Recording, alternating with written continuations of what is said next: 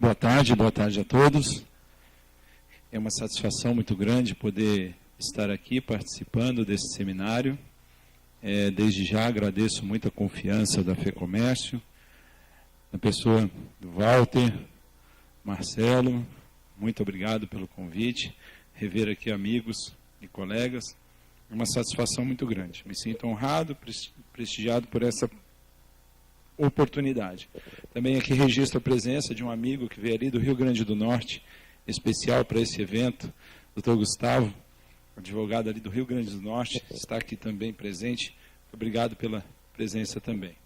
Bom, falar um pouquinho sobre obrigações acessórias da área trabalhista,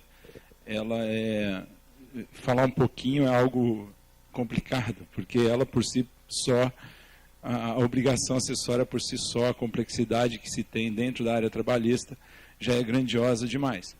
Mas nesses 20 e poucos minutos que eu tenho aqui, tentarei trazer uma visão, principalmente do novo modelo que se propõe a escriturar a Previdência e o FGTS. Claro, falando sobre a questão, e me dirigindo ali ao presidente da mesa, doutor Regis, falando sobre a questão das normas, né, dentro do E-Social, a gente vem aí convivendo com a insegurança jurídica, e em especial eu vou citar uma que ocorreu em janeiro de 2014, que foi uma circular interna da Caixa Econômica Federal, dando obrigatoriedade e escalonamento para o E-Social. Nesta época, muita gente começou ali a pensar, eu sou obrigado, eu não estou obrigado. E na época eu já trabalhava com algum tema em algumas oportunidades, e deu 1º de abril, quando era o primeiro dia de obrigatoriedade, meu telefone tocava constantemente. O que eu faço agora? Sendo que, na verdade, nem a obrigatoriedade do E-Social, propriamente dito, nem a institucionalização do E-Social ainda já era juridicamente válida, porque ela só veio, de fato, a existir depois, em 2015. Mas uma circular interna da Caixa Econômica Federal estava dando todo esse alvoroço no mercado, justamente por desconhecimento ou até um problema aí na questão da hierarquia das leis, enfim, que cada um defende lá seu posicionamento, né? Bom, mas falando um pouquinho da Previdência, chegou a vez, na verdade, do ponto de vista do INSS. Por quê? Desde 2006, a Receita Federal, principalmente, juntamente com a Receita dos Estados, vem institucionalizando um projeto chamado SPED. SPED, o Sistema Público de Escrituração Digital, ele é um projeto do governo federal que nada mais é do que uma mudança no formato na entrega das obrigações acessórias para gerar um banco de dados com maior detalhe e também uma escrituração mais assertiva por parte tanto do contribuinte, proporcionando também às receitas uma maior otimização nos seus processos de fiscalização, uma vez que bancos de dados organizados ficam fáceis aí de serem manipulados e identificados ilícitos em cruzamento de banco de dados. Tanto é que o doutor, se não me engano, Alexandre, falou aqui que o Brasil hoje, inclusive, é referência mundial na questão de eficiência fiscal. E, com certeza, passa muito também por esse projeto chamado SPED, que já tem praticamente o monitoramento das mercadorias através das notas fiscais eletrônicas, tem também ali o monitoramento dos serviços de transporte através de conhecimento de transporte, tem os monitoramentos aí das escritas fiscais e contábil das empresas, fazendo com que, então, o contribuinte ele tenha que informar de maneira detalhada e com bastante precisão as suas informações fiscais e contábeis. Bom, e aí chegou a vez de um recurso que ainda não estava dentro do modelo SPED, haja vista que quem hoje labuta aí na área de trabalhista, principalmente departamento pessoal, sabe bem que a gente ainda estava convivendo com o modelo da GFIP, que é um modelo ainda bem ultrapassado do ponto de vista tecnológico, mas veio o E-Social para substituir esse modelo. E esse modelo, então, ele tem uma modelagem no ponto de vista do SPED, e ele traz o recurso humano da organização para dentro aí dessa forma digital de cumprimento das obrigações. Então, nós temos um modelo proposto pela Receita Federal, que é um modelo proposto antes na GFIP, e após a GFIP nós vamos ter uma separação do que é relação de trabalho e do que é a relação de serviços ou demais fatos geradores do INSS. Principalmente nós estamos tratando aqui das retenções, né? Então, o E-Social leva as relações de trabalho para dentro da DCTF Web, e a FDRINF também levam as retenções e demais informações. Essas demais informações são fatos geradores de INSS, como, por exemplo, CPRB, como, por exemplo, receitas de clubes de futebol profissional e afins. Ok? As informações vão para dentro de uma nova obrigação chamada DCTF Web. Aqui a gente não pode confundir. Existe a DCTF normal, que continuará existindo nas empresas, pelo menos por um tempo.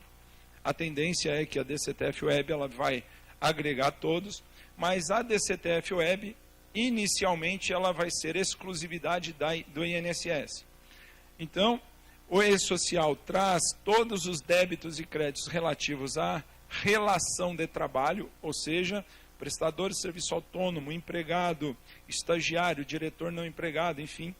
E também a FDRINF, que vai levar os valores relativos a retenções. Então, serviços tomados, serviços prestados, recursos repassados a clube de futebol, CPRB e afins. Ok? Na DCTF Web, que também estará interligada com os sistemas da Receita Federal. Então, por exemplo, se você fez um parcelamento na Receita, esse parcelamento ele tem uma competência e ele tem um número de processo. Automaticamente a DCTF busca esse parcelamento aqui e já vai abater do valor devido àquele valor que já fora parcelado. Portanto, não haverá uma inserção de dados ativas. Praticamente uma inserção, vai ter uma verificação de dados daquilo que já estava informado anteriormente. Tanto nos sistemas próprios da Receita, como, por exemplo, processamento de PERDECOMP, processamento de parcelamento e outras, também nos processos. E aí, sobre os processos, eu vou fazer um parênteses daqui a pouquinho para falar principalmente do ponto de vista que o Dr. Walter levantou aqui anteriormente, que é a questão das bases, como que ficarão as bases dentro do E-Social.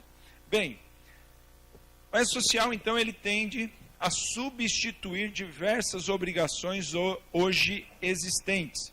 Então, nós temos lá, por exemplo, a GPS, a DIRF, o Formulário de Seguro-Desemprego, CAGED, CAT, Livro de Registro de Empregados, MANAD, Folha de Pagamento, RAIS, GFIP, PPP, enfim, todos esses documentos eles estarão sendo levados para dentro do ambiente E-Social.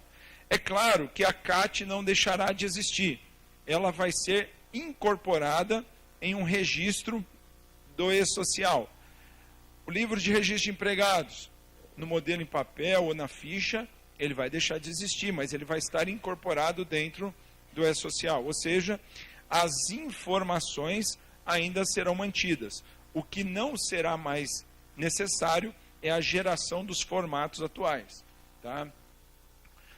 As obrigatoriedades, elas começam a partir de janeiro desse ano, ou começaram a partir de janeiro desse ano, com as empresas que faturaram em 2016 acima de 78 milhões de reais.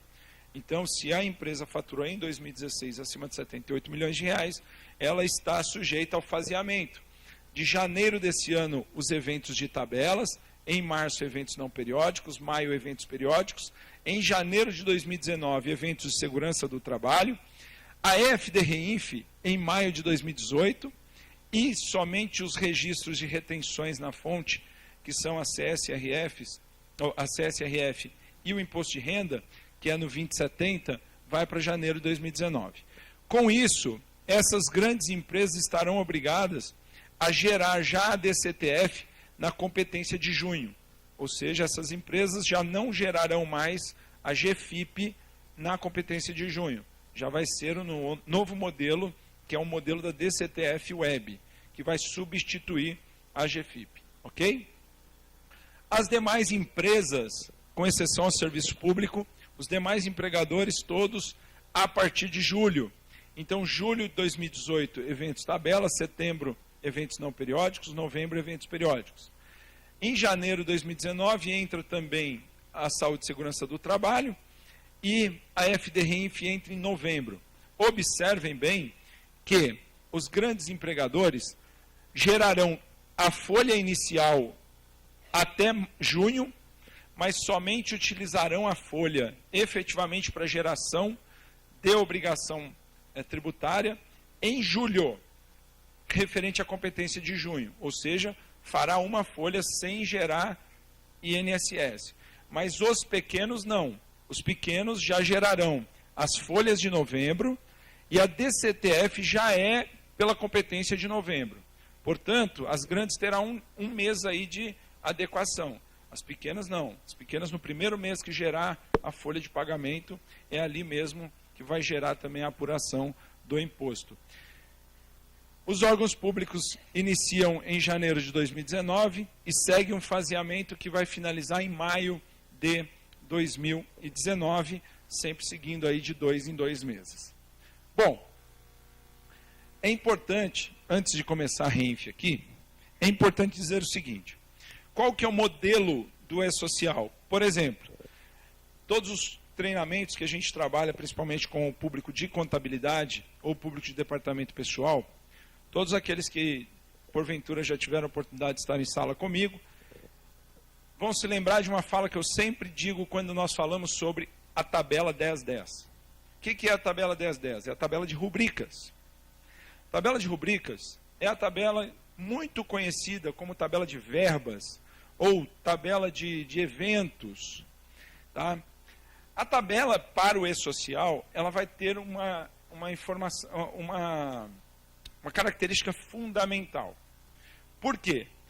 Porque dentro da fórmula previdenciária, a fórmula previdenciária nós temos remuneração multiplicado por 20%, que é a alíquota, acrescida dos riscos ambientais que foram ajustados pelo FAP, acrescido dos terceiros. Essa é a fórmula básica previdenciária.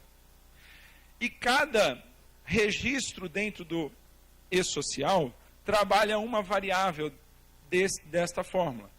E a variável que trabalha o conceito de remuneração é a tabela de rubricas. É na tabela de rubricas que eu vou definir o que é base e o que não é base de cálculo para os 3 tributos: imposto de renda, INSS e fundo de garantia. Para os 3, o que vai definir é a tabela 1010, que é a tabela de rubricas.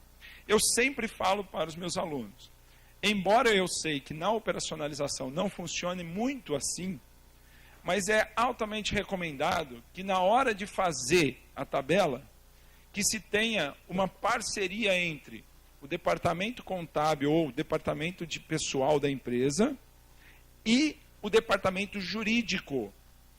Por quê, Filemon? Por exemplo, o Dr. Walter apresentou aqui a questão de 1/3 de férias, ou 1/3 não, a indenização dos 15 dias. Os 15 dias não é base de cálculo. Ok. Corre o risco de você colocar que 15 dias não é base de cálculo, mas para fins do E-Social, você precisa colocar o processo que deu origem àquela informação. Porque se não tiver processo, você vai ligar a uma tabela oficial do governo que vai saber que você está sonegando. Porque quem tem o direito de retirada efetiva da base de cálculo daquela verba específica é quem tem uma decisão favorável que dá esse direito ao contribuinte. Portanto, nesse sentido, é altamente recomendado um profissional do direito também acompanhar na execução ou na confecção dessa tabela. Porque lá terão as condições, por exemplo, de saber qual que é o tipo de decisão. Se é um mandado de segurança, se teve depósito integral, se foi suspensão, enfim, qual que é o tipo de decisão que estabeleceu aquele comportamento. Então, todo registro que foge à normalidade dentro do e-social, ele passa a ter a necessidade de ser amparado por um processo. Um processo numérico, precisar de colocar um número lá. O número da decisão, onde que foi a vara que foi tomada a decisão e afins. Tá? Portanto, é fundamental um apoio jurídico na configuração deste cenário. Por quê, Filemon? Porque como funciona o e-social? Se eu colocar, por exemplo, na verba de salários, se eu colocar que ele é fato gerador de INSS ou fato gerador de imposto de renda, quando eu gerar a minha folha de pagamento, não sou eu que vou informar o valor do imposto. É a plataforma do e-social, através de um registro de retorno, que vai definir o valor de imposto baseado nas premissas que eu disse, quais eram base de cálculo que seriam utilizadas para aquele fim. Ou seja, eu parametrizo o sistema e o sistema me retorna com o valor que eu devo. Tá? Ele é um pouco diferente do que acontece hoje com o caso da GFIP. Como que funciona hoje a GFIP? A GFIP ela é confeccionada, ela é editável. Eu posso colocar, inserir, retirar valores, enfim. Não funciona assim no e-social. Tem um outro elemento também que eu gostaria de trazer, que é o elemento do estabelecimento. E aí nós estamos falando da tabela 10.05. O estabelecimento, o e-social, ele resgata um pouco a forma como é a divisão, a forma como é a divisão previdenciária dentro de uma empresa, estabelecendo aquela questão. Quem é o empregador? Primeiro, hoje nós podemos colocar o empregador, cada estabelecimento, um empregador separadamente. Ou colocando toda a empresa num único registro, de maneira centralizada. Para o e-social, ele só tem uma forma, ou seja, somente os 8 primeiros dígitos do CNPJ, que são reconhecidos como empregador. É aí que temos uma pequena mudança em relação a hoje. Hoje eu faço uma GFIP e posso fazer ela descentralizada. O e-social eu só vou informar ele centralizado. E os estabelecimentos estarão sendo definidos os riscos de maneira individual. Então, para a mesma empresa, eu posso ter uma distribuição de risco enorme. E aí eu vou chamar a atenção para a palestra do nosso amigo, nosso colega que esteve aqui pela manhã, o Jonathan, Dr. Jonathan, que é da Receita, não é isso? Não sei se vocês se lembram, no slide dele, ele falou sobre RAT e FAP. Vocês lembram? Ele falou sobre RAT e FAP. Alto índice de manipulação de RAT e FAP. E aí, na tabela de estabelecimentos, nós vamos ter uma mudança em relação ao modelo que é hoje. Por quê? Porque o RAT, ele vai ser pré-validado pela Receita em cima do anexo descrito na lei 8.212. Então, se você quiser colocar algo diferente daquilo que está previsto na lei, o sistema não aceita. Outra coisa, o FAP, da mesma maneira, vai precisar de fazer uma consulta prévia para definir e validar aquele valor. Ah, Filemon, mas a minha empresa conseguiu um processo que alterou o RAT. Ok, está lá. Se o RAT for diferente, deverá ter um número de processo para validar essa informação divergente da base da Receita. Portanto, não é mais somente manipular dados. Eu preciso agora ter de fato o processo. Ok?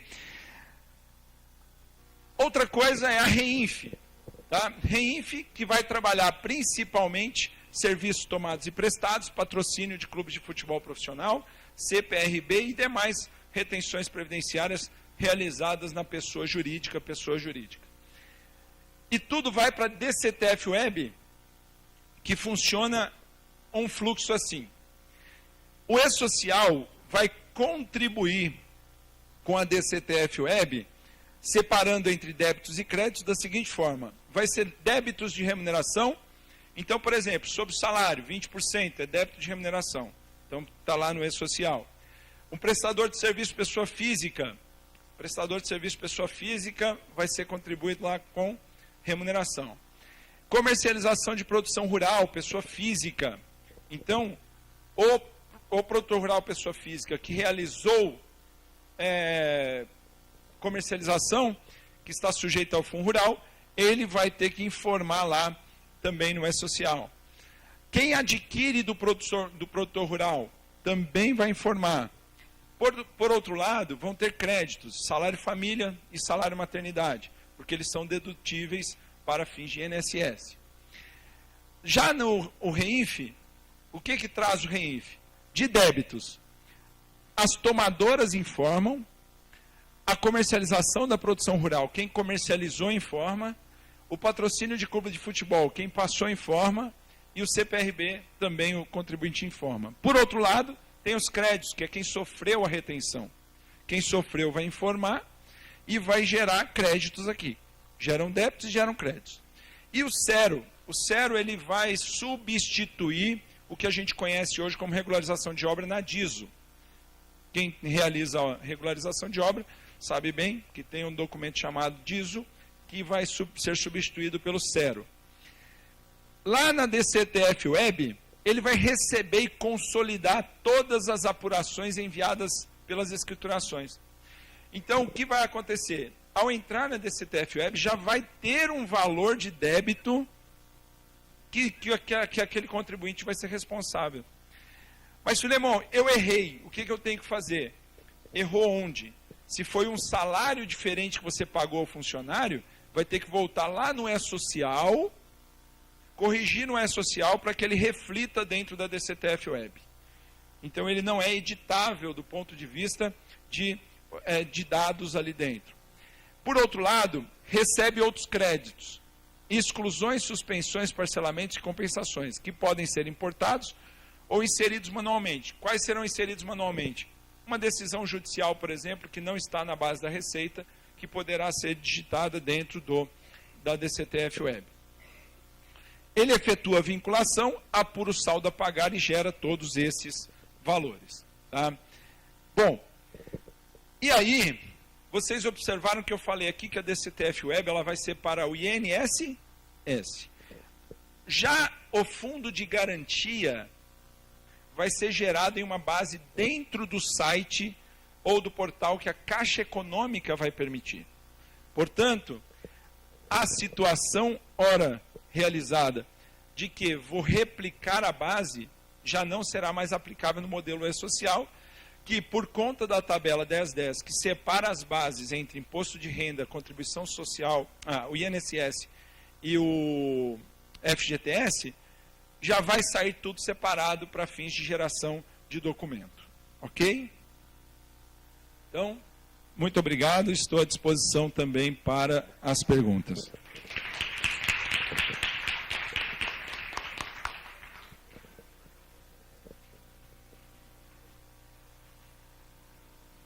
Agradecemos o doutor Filemon Oliveira pela sua palestra, brilhante palestra como de costume. Eu faço apenas a consideração que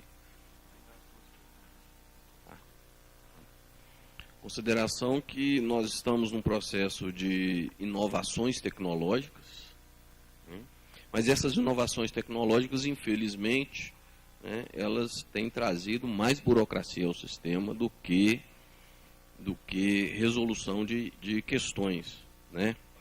Por um lado,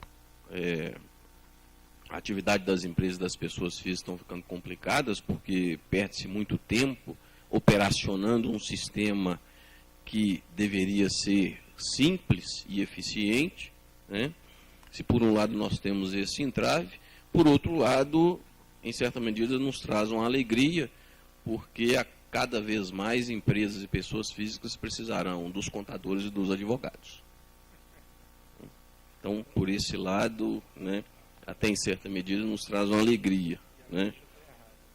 Quer dizer, nessa vida, então, as pessoas precisarão de um médico, de um padre ou pastor, de um contador e de um advogado. Isso não tem mais jeito, não tem mais alternativa. Eu gostaria de perguntar aos presentes se tem alguma pergunta a fazer aos palestrantes.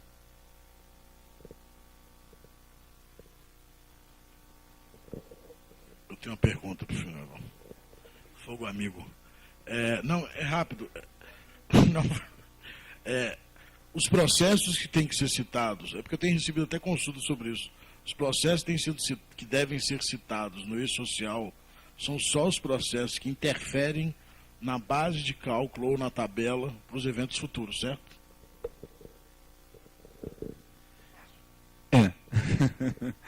A tabela 1060, aliás, tabela 1070, que é de processos administrativos judiciais, ela é como se fosse uma espécie de cadastro prévio de um dado que será utilizado na escrituração. Então, o que acontece? Para que eu possa utilizar na escrituração, eu faço um cadastramento prévio. No entanto, eu não tenho a necessidade de cadastrar aqueles que eu não irei utilizar na escrituração. Portanto, o ideal é que cada informação que vai ser utilizada dentro da escrituração, seja ela, por exemplo, a exclusão da base de cálculo, uma suspensão, um processo de alteração, por exemplo, de desoneração na folha de pagamento, enfim, qualquer que seja esse processo, ele, se não for um processo que eu vou utilizar efetivamente dentro da escrituração, ele não precisa contar na tabela. Se eu tenho uma liminar, mas a empresa opta por não utilizar a liminar, ela não deve alimentar, porque senão vai interferir na base. O que vai acontecer na prática é que é uma informação em desuso ou desnecessária. Por quê? Uma vez, por exemplo, que um terço de férias é reconhecido numa liminar que não é base, mas a empresa decide que é base. Então, ela vai colocar que é base, que é um dado padrão. E aí, então, referenciar qualquer processo seria desnecessário por conta disso. Se ela referenciar, a base vai menor. Não, ela não, porque o dado de referência de base é um campo divergente do dado do processo. Tá? É que quando eu altero a base, o dado da base, então, por exemplo, eu coloco base de cálculo ou não é base de cálculo. Por exemplo, eu uso lá, ao invés de usar o 11, eu uso o 00, que não é base de cálculo. Ao usar o 00, a Receita vai entender que eu não estou utilizando como base de cálculo. Aí ela vai me questionar. Por que você não está usando? Aí tem o processo. Agora, no caso de ter o 11, que é a base de cálculo, ela nem vai te questionar. Vai ter lá um processo que ela não vai precisar como informação.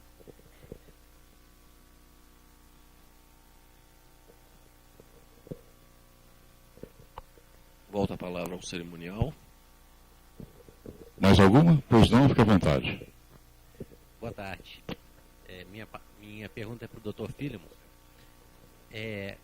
Qual é essa informação que tem que estar atrelada ao número do processo? Então, se eu tiver uma liminar para excluir uma determinada verba, eu vou ter que fazer... O próprio sistema faz algum link com o sistema da Justiça Federal, aquela decisão vai ter que abastecer o sistema da Receita para verificação daquela exclusão que eu estou aplicando? Ou essa conferência vai ter que ser manual durante uma fiscalização? Só repetindo a pergunta aqui, por questão principalmente do pessoal que está na internet, que está nos ouvindo, a pergunta é no sentido de se tem uma validade ativa do número de processo utilizado no E-Social com a base da justiça. Não é isso? Tá. Nesse caso, não há diretamente o número de processos, mas ele tem a validade que a gente chama de estrutural, que tem que estar no formato do Comprote, que é aquele formato padrão de número de processo. Agora, é claro que a Receita possivelmente ela vai ter aí um banco de dados de fiscalização para verificar se aquele processo é de fato daquele contribuinte, o que ainda não está previsto. Tá? A citação é do número, principalmente a citação do número.